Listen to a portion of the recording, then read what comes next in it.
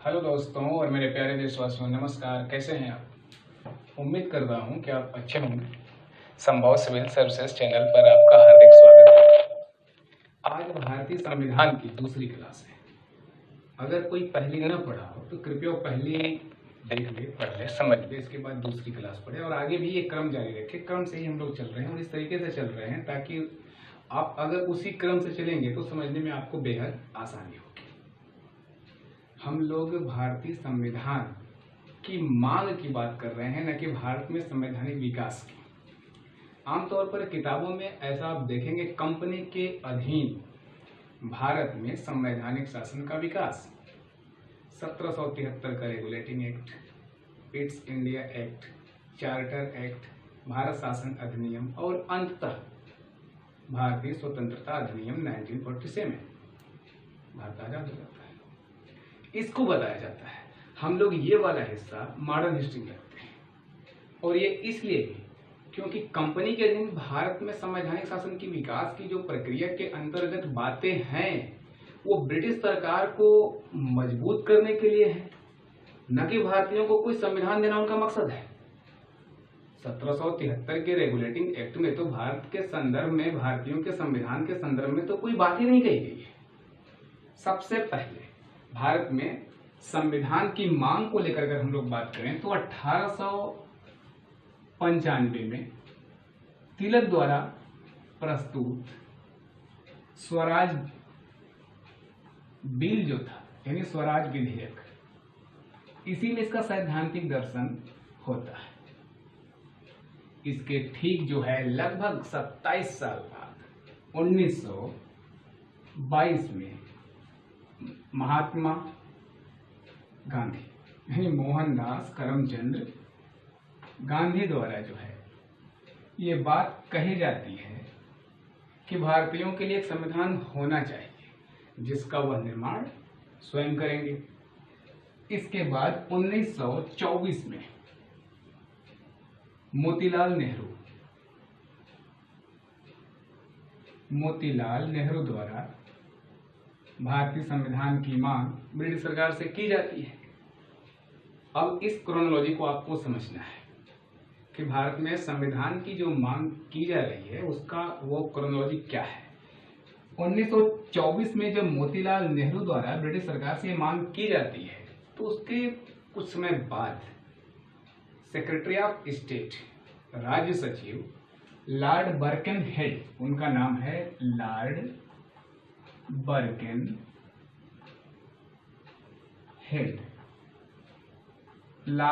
बर्केनहेड द्वारा भारतीयों को एक चुनौती दी जाती है। चुनौती ये है कि भारतीय अपना संविधान खुद बनाए, लेकिन संविधान ऐसा हो कि जिस पे सब सहमत हो। देखिए, जो लास्ट वाली लाइन जो उसमें टाइप की गई है, यह कुछ ऐसे है कि नौ मन तेल होगा न राधा नाचेगी। उन्हें पता है कि भारतीय अपना संविधान बना तो सकते हैं, लेकिन ऐसा कोई संविधान नहीं बना सकते जिसमें सभी पार्टी के लोग सहमत हो। ये अजीब बात है। इसके अलावा और भी बहुत सी बातें भारतीयों के संदर्भ में ब्रिटिश गवर्नमेंट द्वारा की जाती रही, जैसे कि यू आर नॉट सिविलाइज्ड, हम लोग आपको सभ्य बनाने के लिए आए हैं और यह हम लोगों का पावन कर्तव्य है।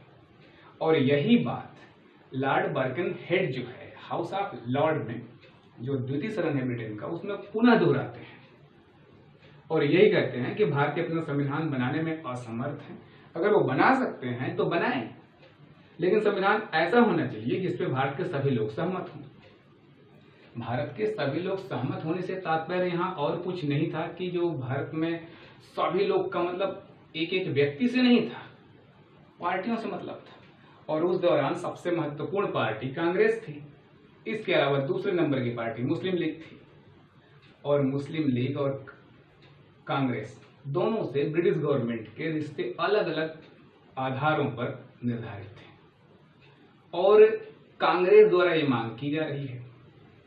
यद्यपि कि इसके बाद जब ब्रिटिश सरकार की ये चुनौती लॉर्ड बर्केनहेड द्वारा भारतीयों को मिलती है तो मुस्लिम लीग भी शामिल होती है और नेहरू कमेटी का गठन होता है 1928 में। 1928 में नेहरू कमेटी का गठन होता है और इसमें मुस्लिम लीग भी शामिल होती है। इसके प्रारूप पर चर्चा होती है, अंततः प्रारूप बनकर तैयार होता है, लेकिन जब इसे पेश किया जाता है उसके बाद मुस्लिम लीग अलग हो जाती है और नेहरू रिपोर्ट के खिलाफ 14 सूत्री अपनी मांग को प्रस्तुत करती है। बर्गनेट की बात सही हो जाती है, भारतीय ऐसा कोई संविधान नहीं बना सकते जिसके ऊपर सभी लोग सहमत हों। यहाँ पे कुछ बातें ऐसी हैं जैसे इतिहास में लिखी जाती है, अगर हम लोग वैसे ही उसे समझें तो और अपने दिमाग का कुछ भी उपयोग न करें तो हो सकता है कि हम लोग कुछ निष्कर्ष जो वाजिब निष्कर्ष है वो न निकाल पाए। भारत गुलाम है, 1895 में भी गुलाम था, यहाँ पर भी गुलाम है। एक गुलाम देश के नागरिकों के लिए ब्रिटिश गवर्नमेंट कैसे संविधान दे सकती है? इससे जस्ट पहले वाली क्लास में आप लोगों ने पढ़ा था कि अगर संविधान होगा तो शासक की शक्तियां निर्धारित होंगी, उसके ऊपर सीमाएं होंगी और ब्रिटिश संसद तो संप्रभु है, ऐसा उसने कोई अधिकार नहीं दे रखा है जिससे ब्रिटिश संसद पर कोई सीमाएं निर्धारित हो सके। फिर वह एक गुलाम राष्ट्र के नागरिकों को संविधान कैसे दे सकती है? यह एक टाइम पास था कि चलो वो मांग कर रहे हैं तो ठीक है, उन्हें चुनौती दे देते हैं। अब वो जब तक चुनौती को स्वीकार नहीं करते हैं तब तक वो इस मांग को दोबारा नहीं पेश कर सकते, और अगर इस चुनौती को स्वीकार कर लेते हैं तो फिर उन्हें संविधान बनाना पड़ेगा। जब तक वो संविधान बनाते हैं तब तक इस बात को लेकर के हम लोग कोई टेंशन नहीं है, और वो बनाने के बाद तो ये हम तय करेंगे, यानी ब्रिटिश गवर्नमेंट तय करेगी कि उस पर लोग सहमत होते हैं कि नहीं सहमत होते हैं। मुस्लिम लीग शुरू में सहमत थी, बाद में क्यों नहीं सहमत हुई, इसके पीछे रीजन ये दिया जा सकता है, इतिहासकारों द्वारा ऐसा माना जाता है कि जिन्ना का अड़ियल रवैया। लेकिन जिन्ना का अड़ियल रवैया क्या जिन्ना की वजह से ही था? क्या ऐसा नहीं माना जा सकता कि ब्रिटिश गवर्नमेंट को उसके ऊपर कोई दबाव हो सकता है? संविधान नेहरू रिपोर्ट के दौरान जब वो उसमें शामिल थी, उसमें भाग ले रही थी, तब तक कोई समस्या नहीं थी। अंततः जब बनकर तैयार हो गया और उसमें 19 मौलिक अधिकारों का जिक्र भी किया गया था, और ये मौलिक अधिकार राज्य की सीमा निर्धारित कर देते हैं। ये 19 मौलिक अधिकार पहली बार भारत में कोई ऐसा रिपोर्ट, प्रस्ताव, प्रपोजल होता है जिसमें जिक्र किया गया। ब्रिटिश गवर्नमेंट तो इसके बारे में सोच भी नहीं सकती कि भारतीयों को कोई मौलिक अधिकार देना है, और हम लोग भी सामान्य तौर पर भी नहीं सोच सकते, या कोई भी नहीं सोच सकता कि किसी गुलाम देश के नागरिकों के पास कोई मौलिक अधिकार होने भी चाहिए। लेकिन भारतीय संविधान में उनमें से 10 मौलिक अधिकारों को स्वीकार कर लिए गए। आप लोगों के नोट्स में 11 लिखा होगा, 19 की जगह 11 लिखा होगा, उसे आप 19 बना लीजिएगा, ठीक है। इसके बाद 1934 में औपचारिक रूप से स्वराज पार्टी द्वारा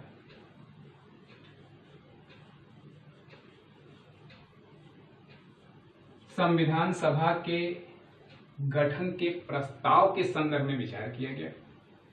एम.एन. राय इसे प्रस्तुत करने वाले थे, लेकिन लोकप्रिय बनाने वाले जे.एल. नेहरू थे। और 1937 में कांग्रेस का ये फैजपुर का अधिवेशन है, और इस फैजपुर के अधिवेशन में 1934 में जो स्वराज पार्टी ने औपचारिक रूप से संविधान सभा के गठन की बात की थी उसे स्वीकार कर लिया। और 1939 में त्रिपुरी अधिवेशन, ये त्रिपुरा नहीं है, ये त्रिपुरी है, जो कि एमपी में पड़ता है। संविधान सभा के मांग को दोहराया और संविधान की मांग की।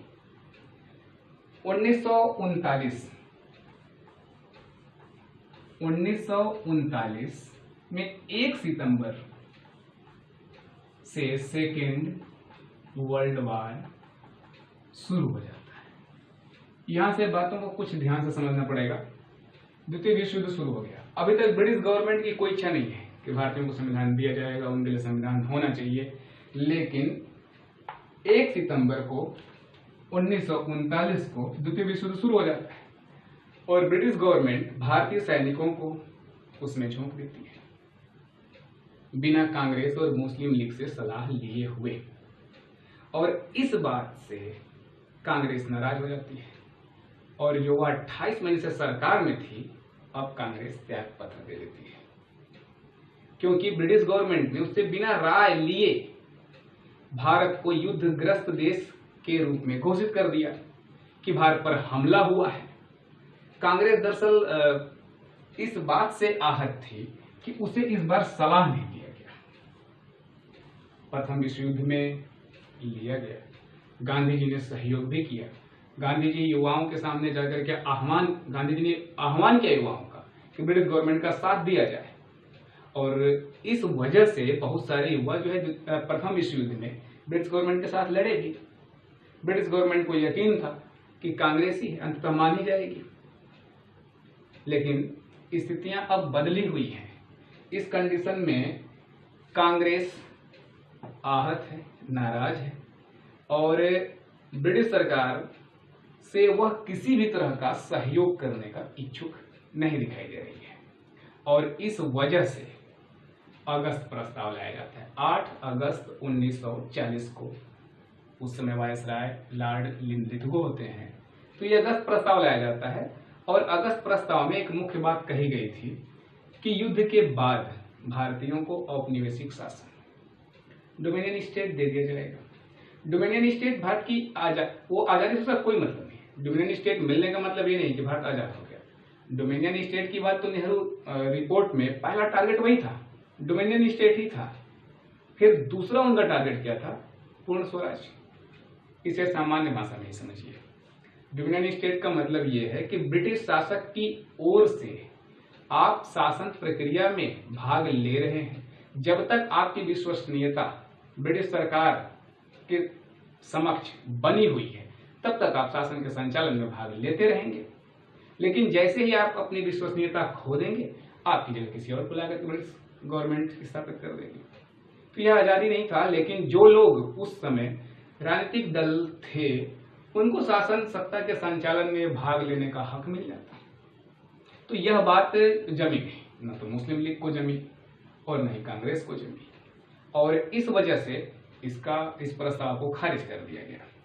इसके बाद मार्च 1942 की घटना घटती है, जिसमें ब्रिटिश सरकार दक्षिण पूर्व एशिया में हार जाती है, और ये उसके ऊपर एक दबाव बनता है। क्योंकि दबाव इसलिए भी बन जाता है क्योंकि अमेरिका, ऑस्ट्रेलिया और चीन भारत को आजाद करने के लिए ब्रिटिश सरकार से कहते हैं, मार्च 1942। और इस दौरान दक्षिण पूर्व एशिया में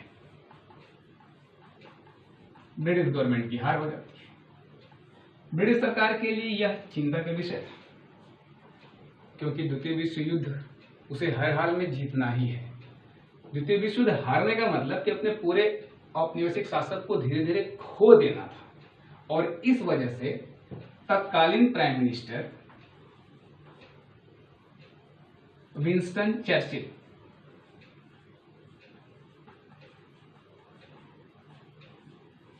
स्टैफोर्ड क्रिप्स को भारत भेजते हैं। ये स्टैफोर्ड क्रिप्स जो है युद्ध मंत्री थे उस समय, और जेएल नेहरू के बड़े अच्छे मित्र भी। तो ब्रिटिश गवर्नमेंट को यकीन था कि अगर ये जाएंगे तो मामला जो है शांत करा ले जाएंगे। स्टैफोर्ड क्रिप्स का आगमन होता है 23 मार्च 1942 को। वो दिल्ली पहुंचते हैं। उनकी वार्ता जो है कांग्रेस की ओर से आधिकारिक रूप से जेएल नेहरू और मौलाना अबुल कलाम आजाद से होती है। इसके बाद 30 मार्च 1942 को क्रिप्स प्रस्ताव पेश कर दिया जाता है। क्रिप्स प्रस्ताव की मुख्य बातें जो हमारे संविधान से जुड़ी हुई हैं, उसके संदर्भ में हम लोग बात करें। इसमें मुख्य बातें ये थी कि सेकेंड वर्ल्ड वार के खत्म होने के बाद संविधान सभा का निर्वाचन होगा, और भारतीय अपना संविधान खुद बनाएंगे, और उन्हें कंप्लीट डोमिनियन का दर्जा दिया जाएगा। एक बात और भी थी उसमें, वह ये थी कि प्रांतों को संघ में सम्मिलित होने का हक होगा। वह नहीं भी सम्मिलित होंगे यह भी उनका हक होगा। और ये दो बातें ऐसी थी कि जो मुस्लिम लीग और कांग्रेस दोनों को नाराज कर रही थी। मुस्लिम लीग यह चाहती थी कि पाकिस्तान का निर्माण हो, लेकिन डायरेक्ट पिछले दरवाजे से नहीं, सीधे सीधे ब्रिटिश सरकार इस बात को कबूल करे कि वो पाकिस्तान की मांग को स्वीकार करती है।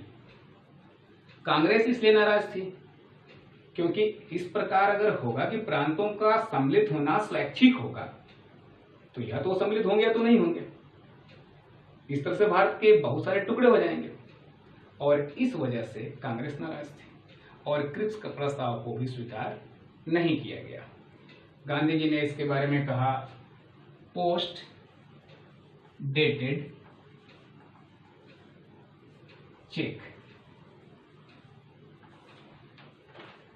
जेएल नेहरू ने इसमें जोड़ दिया post dated cheque upon a crashing bank, और अंततः इसे मुस्लिम लीग और कांग्रेस द्वारा अस्वीकार कर दिया गया। इसके बाद जो अगली घटना घटती है वो ये है कि 14 जुलाई 1942 को वर्धा में कांग्रेस वर्किंग कमेटी की बैठक होती है, जिसमें भारत छोड़ो प्रस्ताव पर चर्चा होती है। और 8 अगस्त 1942 को मुंबई के ग्वालियर टैंक में गांधी जी अपना ऐतिहासिक भाषण देते हैं, जिसमें उनका महत्वपूर्ण भाषण डू और डाई का था, करो या मरो और अंग्रेजों भारत छोड़ो। इसके संदर्भ में एक महत्वपूर्ण कांग्रेसी नेता हैं जिनका नाम है पट्टाभी सीतारामैया। उन्होंने कहा था कि गांधी जी उस समय ऐसे भाषण दे रहे थे जैसे लग रहा था कि उनमें देवत्व का आरोपण हो चुका है, और लेकिन इसका परिणाम क्या निकला, एडवांस गांधी जी को गिरफ्तार कर लिया गया। इसके बाद कांग्रेस द्वारा जो संदेश था कि पूरे भारत भर में यह आंदोलन छेड़ा जाएगा, यह एक क्रांति है, अगस्त क्रांति, और ब्रिटिश गवर्नमेंट से अब डायरेक्ट लोहा लिया जाएगा। गांधी जी अपने जीवन में पहली बार ब्रिटिश गवर्नमेंट के सामने सीधे आते हैं जब वो कहते हैं डू और डाई, अंग्रेजों भारत छोड़ो। और यह स्थिति विकराल हो सकती थी, लेकिन ब्रिटिश गवर्नमेंट मौके की नजाकत को भली भांति समझती थी, इसलिए कांग्रेस के जितने भी महत्वपूर्ण नेता थे 24 घंटे के अंदर उन्हें अरेस्ट कर लिया गया। जो बच गए वो अंडरग्राउंड हो गए, जैसे जयप्रकाश नारायण, राम मनोहर लोहिया, ये लोग अंडरग्राउंड थे। कांग्रेस पार्टी द्वारा इस आंदोलन को छेड़े जाने के बाद समर्थन भी नहीं मिला। मुस्लिम लीग तो पहले भी नहीं समर्थन कर रही थी, आरएसएस ने भी समर्थन नहीं किया, हिंदू महासभा ने भी समर्थन नहीं किया, अंबेडकर की पार्टी ने भी समर्थन नहीं किया। कांग्रेस द्वारा इस आंदोलन का समर्थन आमतौर पर पार्टियों द्वारा नहीं किया गया। यह सवाल ही पूछा जाता है कि भारत छोड़ो आंदोलन का निम्नलिखित में से किस पार्टियों ने समर्थन नहीं किया था? सबने नहीं किया था। और अब अगर इस पे हम बात करें तो आपको यह बात बड़ी अजीब लग सकती है कि दुनिया में कोई ऐसी क्रांति नहीं हुई है जो क्रांति शुरू हो आज और इसके बाद क्रांति शुरू हो आज, इसके बाद मामला सब शांत रहे और 5 साल बाद धीरे सीधे आजादी मिल जाती हो। ऐसा कहीं नहीं हुआ। इस क्रांति को भारतीय इतिहास में बड़ा ग्लोरीफाई किया जाता है कि अंग्रेजों भारत छोड़ो। जैसे लग रहा था कि अंग्रेज गांधी जी के कहने का इंतजार ही कर रहे थे कि गांधी जी अब कहें तब कहें, जैसे कहें वैसे हम भागें, पर वो कह दिए और अंग्रेज भाग गए। उसके बाद तो सब लोग अंडरग्राउंड हैं, जो हैं सरकार की नजर में वो जेल में हैं। आंदोलन को स्वतः स्फूर्त माना जा रहा था, पटरियां उखाड़ी जा रही थी, लेकिन किसी भी आंदोलन का नेतृत्व करता ही न हो तो आंदोलन कितने दिन तक चल सकता है? और जरा सोचिए, ब्रिटिश गवर्नमेंट अपनी पूरी ताकत द्वितीय विश्व युद्ध में झोंक रखी है। ऐसी कंडीशन में जब कांग्रेस द्वारा आंदोलन छेड़ा जाता है, उसे दबाने में उसे टाइम नहीं लगता है। इसके बाद सब पार्टियां शांत हैं, 5 साल तक लगभग कुछ नहीं हो रहा। कोई ऐसा महत्वपूर्ण आंदोलन नहीं हो रहा जिसकी वजह से ब्रिटिश सरकार परेशान हो और इतनी बेचैन हो जाए कि भारतीयों को आजाद कर दे। और इस वजह से ब्रिटिश गवर्नमेंट इंतजार कर रही है कि द्वितीय विश्व युद्ध कब खत्म हो। द्वितीय विश्व युद्ध जब खत्म होगा तब अब इनसे बात होगी।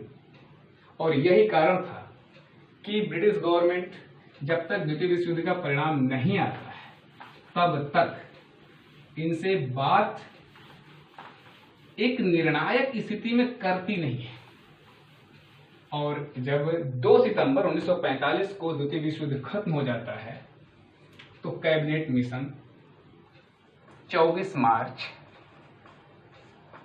1946 को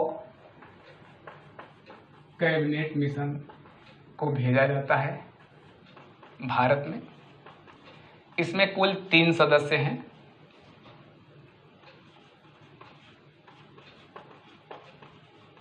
सर स्टेफोर्ड क्रिप्स,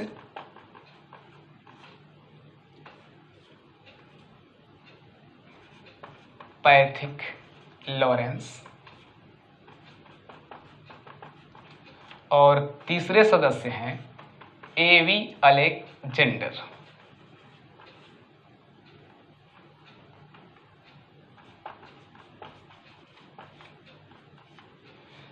अध्यक्ष हैं स्टेफोर्ड क्रिप्स, अध्यक्ष हैं, और एवी अलेक्जेंडर नौसेना अध्यक्ष हैं,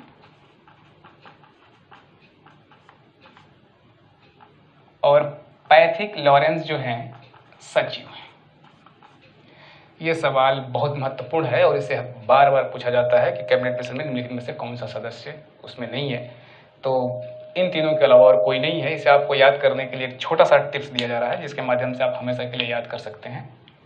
SPA, S बराबर स्टेफोर्ड क्रिप्स, P बराबर पैथिक लॉरेंस, A बराबर एवी अलेक्जेंडर। नोट्स में शायद ये B लिखा होगा तो इसे आप V कर लीजिएगा, ये B नहीं है। कैबिनेट मिशन भारत आता है 16 मई 1946 को। कैबिनेट मिशन 2 काम करने की बात करता है, जैसे अंतरिम मंत्रिमंडल का गठन होगा और दूसरा संविधान सभा का।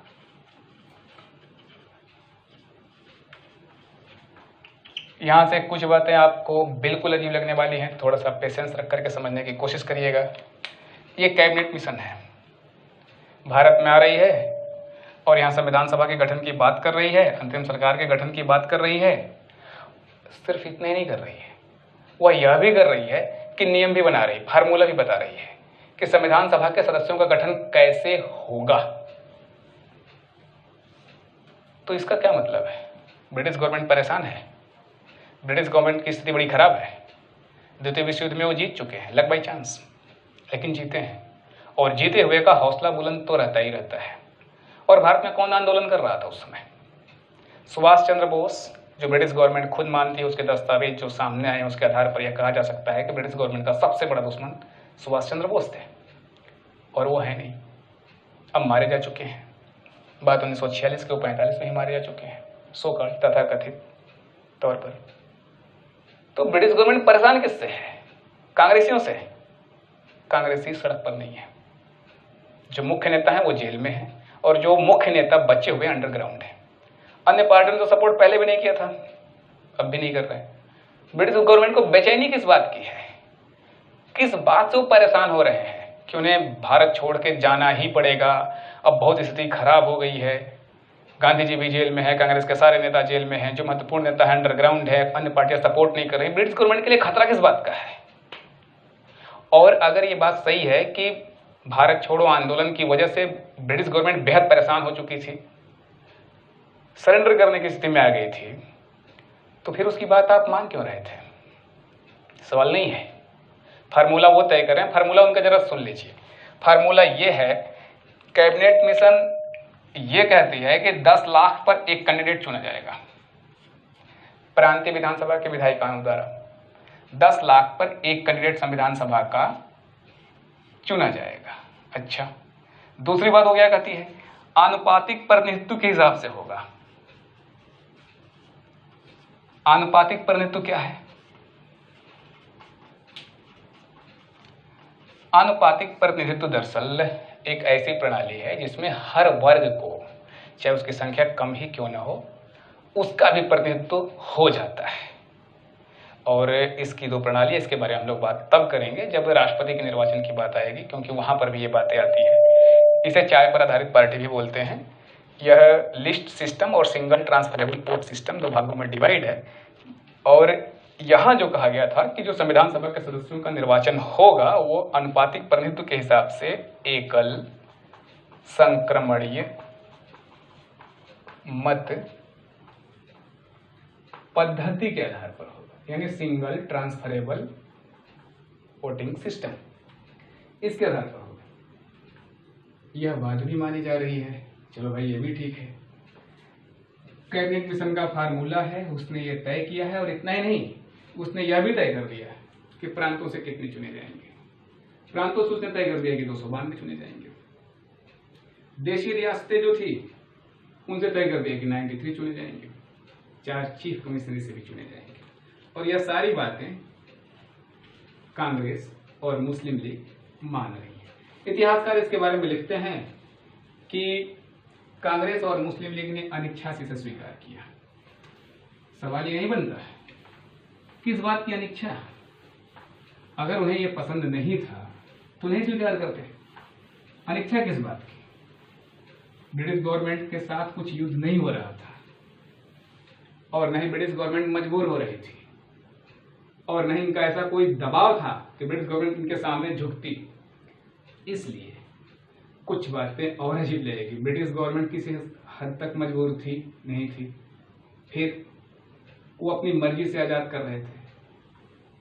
और यही कारण था कि वो जो भी शर्तें थोप रहे थे उसे मुस्लिम लीग और कांग्रेस को भी मानना पड़ रहा था।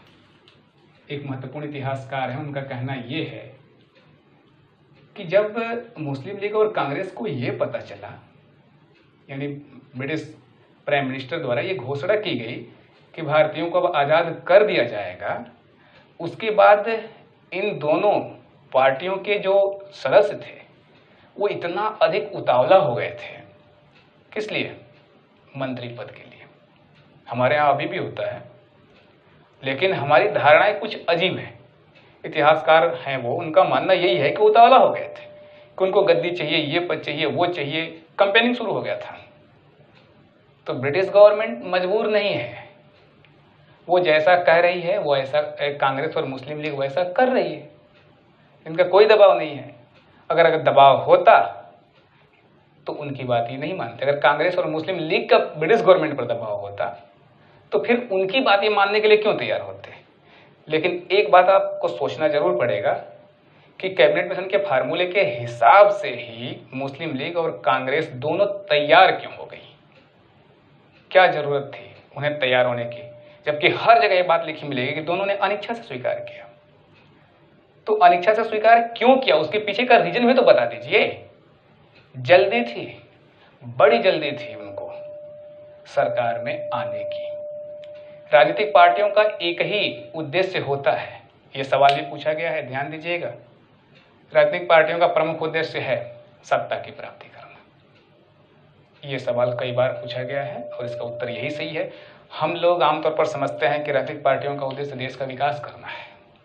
हम लोग ये समझते हैं कि वो हमारे राष्ट्र में समृद्धि लाएंगे, लेकिन सैद्धांतिक दृष्टिकोण से यही स्वीकार किया गया है कि राजनीतिक पार्टियों का प्रमुख उद्देश्य क्या होता है?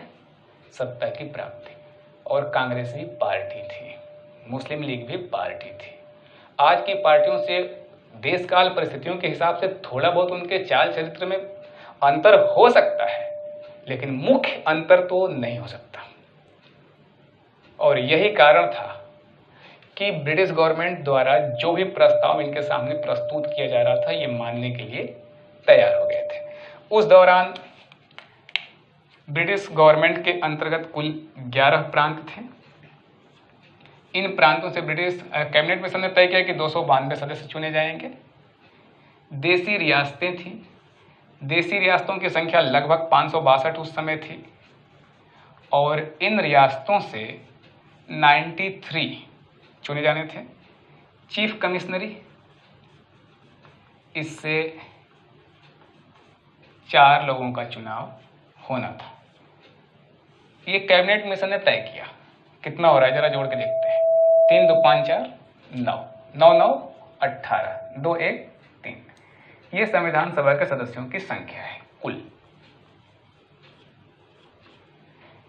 ये जो प्रांत है इसे पर ब्रिटिश गवर्नमेंट अपने वायसराय के माध्यम से सीधे शासन करती है और देसी रियासतें वो हैं जो ब्रिटिश सरकार के प्रति उनकी पूरी स्वामी भक्ति है और इन्हें तब तक ही इन रियासतों का मालिक बनाया गया है जब तक कि ब्रिटिश सरकार के लिए कोई खतरा उत्पन्न नहीं करते।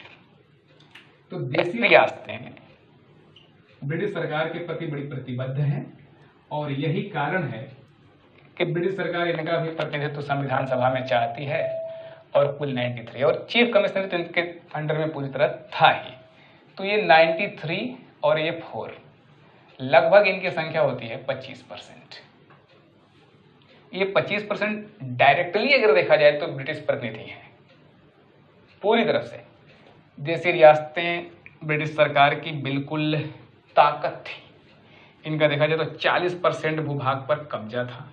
इनकी संख्या कुल लगभग 562 थी और इनके बारे में थोड़ा सा और समझ लीजिए कि देसी रियासतों को ब्रिटिश गवर्नमेंट क्यों चाहती थी कि वो संविधान सभा में जाए। इनसे इनका संबंध इतना बेहतर था कि देसी रियासतें नहीं चाहती थी कि भारत आजाद हो।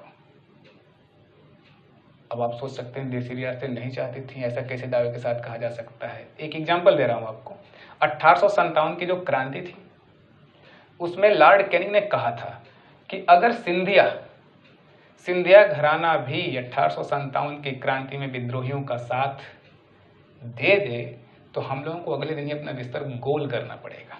और इसके बाद ग्वालियर, जिंद, पटियाला आदि जो घराने थे या देसी रियासतें थी उनको ब्रिटिश सरकार द्वारा बड़ा अच्छे ढंग से पुरस्कृत किया गया, क्योंकि उनका मानना था कि अगर देसी रियासतें नहीं होती तो ब्रिटिश गवर्नमेंट के पांव इंडिया से उखड़ जाते और यही वो टर्निंग पॉइंट था जहां से ब्रिटिश गवर्नमेंट इनको बनाए रखी।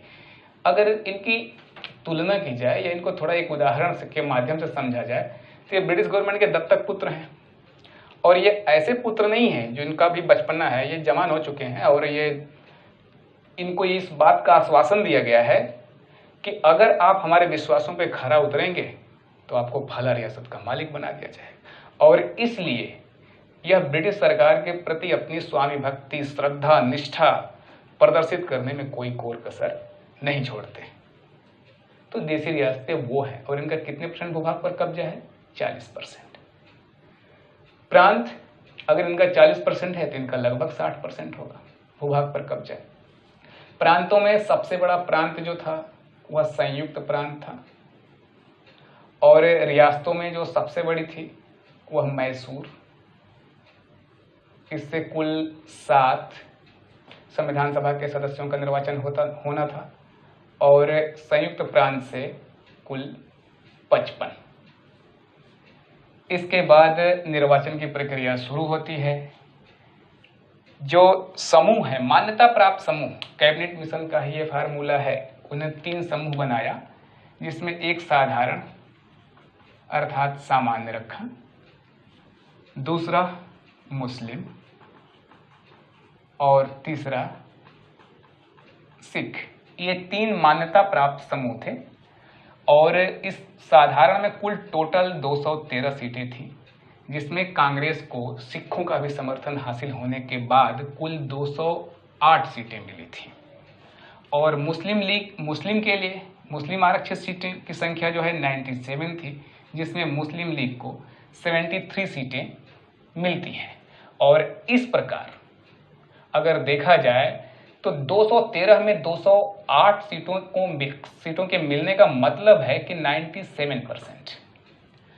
मुस्लिम लीग का भी रिकॉर्ड बहुत बेहतर है, यह 92.4% सीटें इसे मिलती हैं अगर 79 में देखा जाए। ओवरऑल अगर देखा जाए 352 में तो 71% सीटें लगभग ये प्रांतों से जो संविधान सभा के सदस्य चुनकर जाने वाले हैं उनमें 71% सीटें कांग्रेस के पास है। और मुस्लिम लीग के संदर्भ में अगर देखा जाए तो ये 25%। और यही कारण था, इस रेशियो की वजह से ही मुस्लिम लीग और जिन्ना संविधान सभा की बैठकों में भाग लेने से इनकार किया और पाकिस्तान की मांग को और तेज किया। और इन्हीं सब वजहों से ही ग्रेनविल ऑस्टिन जो एक संवैधानिक विश्लेषक हैं, द इंडियन कॉन्स्टिट्यूशन में लिखते हैं कि कांग्रेस संविधान सभा कांग्रेस थी और कांग्रेस भारत था। इनके बहुमत के वजह से ऐसा कहा जाता है। और इस प्रकार आप देखते हैं कि ये 208 सीटें हैं और 73 अगर मुस्लिम लीग की इसमें शामिल कर ली जाए तो 8 3 11 7 1 8 2 1 3 381। अगर इसमें और 11 सीटें जोड़ दी जाएं, 281, अगर इसमें 11 सीटें और जोड़ दी जाएं तो 292। अन्य किसको किसको सीटें मिली, अदर में कौन कौन से लोग थे? इसमें जो पार्टियां थी वो एक सीट ही पाई थी। उसमें एक यूनियनिस्ट पार्टी थी, एक यूनियनिस्ट मुस्लिम पार्टी थी, एक यूनियनिस्ट शेड्यूल पार्टी थी, एक कृषक प्रजा पार्टी थी, एक साम्यवादी पार्टी थी और एक जो है हुकुम सिंह जो गैर कांग्रेसी थे उनकी थी। इस तो शेष सीटें जो है 11 ये ऐसे बढ़ गई। ओवरऑल कुल 8 निर्दलीय भी उसमें थे और इसके अलावा अगर टोटल में देखा जाए तो कुल महिला सदस्यों की संख्या 15 है। एसटी शेड्यूल्ड ट्राइब्स से जो लोग जाने वाले हैं उनके लिए 33 सीटें हैं और शेड्यूल्ड कास्ट इनके लिए 26 सीटें हैं। इस प्रकार संविधान सभा में सदस्यों का निर्वाचन हो जाता है। और ये कंडीशन और ये फिगर जो आप देख रहे हैं इसके आधार पर कुछ निष्कर्ष आपसे निकालने को जरूर बोले जाएंगे। जैसे कांग्रेस के पास सर्वाधिक बहुमत है। कांग्रेस और मुस्लिम लीग दो ही पार्टी के नाम पर अगर देखा जाए तो मात्र 2 ही पार्टियां हैं, बाकी अन्य के पास एक एक सीटें हैं, तो उनका कोई बहुत बड़ा रोल तो नहीं हो सकता। एक सवाल अक्सर इतिहास के पन्नों में भी दर्ज है, उसके उत्तर को लेकर के लोगों में मतभेद तो जारी है। लेकिन अगर हम किसी इतिहासकार की किताब को पढ़ें तो हमें ऐसा लगेगा कि मुस्लिम लीग और कांग्रेस में से कोई इसके लिए जिम्मेदार नहीं है, और नहीं तो अगर जिम्मेदार ठहराना ही है तो मुस्लिम लीग को लोग जिम्मेदार ठहरा देते हैं। सवाल ये है कि अगर कांग्रेस और मुस्लिम लीग मात्र 2 ही पार्टियां थीं और भारत का विभाजन हुआ तो इन दोनों में से किसी एक की गलती होगी या दोनों की गलती होगी? यही हो सकता है ना। भारत का विभाजन क्या रोका जा सकता था? और अगर रोका जा सकता था तो उसे कौन रोक सकता था? क्या भारत की जनता? भारत की जनता ये डिमांड कर रही थी कि हम अलग अलग रहेंगे? ऐसा सोचा जा सकता है कि भारत की जनता ये सोच रही थी कि नहीं नहीं हम पाकिस्तान में रहेंगे, नहीं नहीं हम इंडिया में रहेंगे? जिसको कभी इंडिया और पाकिस्तान के नाम से कभी उस तरह का वास्ता ही नहीं था, उनके अंदर ये धारणा कहां से चली जाएगी और कैसे जा सकती है कि नहीं हम भारत के साथ नहीं रहेंगे? जबकि इसके पहले जो भी आंदोलन हुए उन आंदोलनों में हिंदू, मुसलमान, सिख, अन्य भी जो लोग हैं वो साथ साथ मिलकर के लड़े हैं। तो भारत की जनता ऐसा चाहती थी? आप जरा इस पर सोचिए, क्या भारत की जनता चाहती थी या कांग्रेस चाहती थी या मुस्लिम लीग चाहती थी या दोनों चाहते थे? अब पिछली क्लास को हम थोड़ा सा याद दिलाना चाहेंगे। क्या कोई गुलाम राष्ट्र अपने यहाँ संविधान की मांग कर सकता है? और कर सकता है तो कैसे? क्या वो संवैधानिक विशेषताएं जो है संविधान की परिभाषा के अंतर्गत जो आप पढ़े हैं क्या वो कभी लागू हो सकता है? बड़ा अजीब बात है कि गुलाम भारत के लोग संविधान की मांग कर रहे हैं।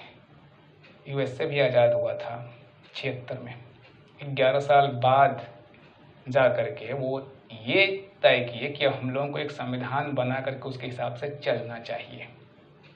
एक सवाल और आपको आज छोड़ा जा रहा है, क्या भारत अपनी मर्जी से आज़ाद होता, अपने दम पर आज़ाद होता, तब भी भारत के 2 टुकड़े हो जाते? क्या ब्रिटिश गवर्नमेंट को भागने के लिए मजबूर होना पड़ता, तब भी वो भारत के 2 टुकड़े करके जाती?